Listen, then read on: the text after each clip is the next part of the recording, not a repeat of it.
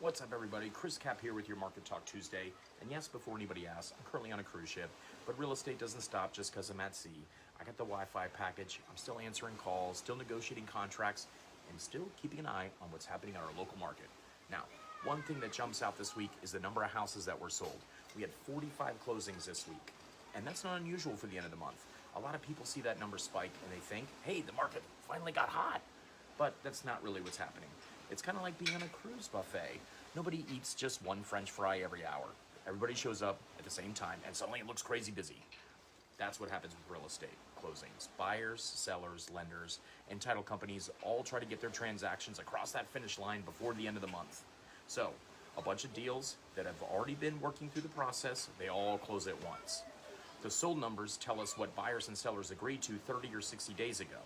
The better indicator of what's happening right now is the inventory, how many houses on the market, and how quickly houses are going under contract. So let's look at this week's numbers. We currently have 337 houses on the market with a median list price of $479,000 or about $247 per square foot. Houses are averaging about 74 days in the market and they're taking about 45 days to go under contract. We had 30 houses go pending this week and 45 houses close.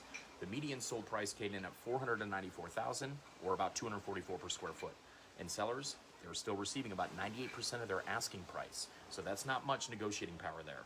That brings us to about 2.5 months of inventory. Remember we talked about that last week, not a buyer's market. Now, here's what everybody's missing.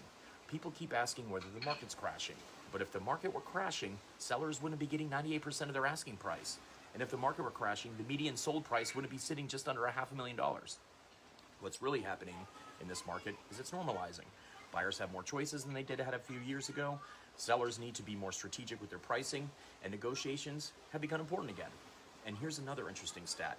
In May of 2025, last year, we had 121 houses sell. In May 2026, we had 137 sell.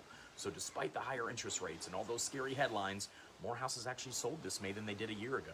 The median sold price last year was $488 compared to $460. So while the market has definitely changed, it's still moving.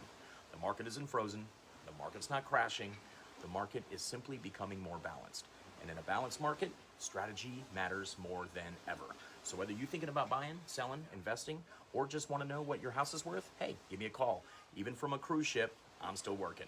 I'm Re-CAPP with Luker & Co., and that's your Market Talk Tuesday. Have a good week. See you next week.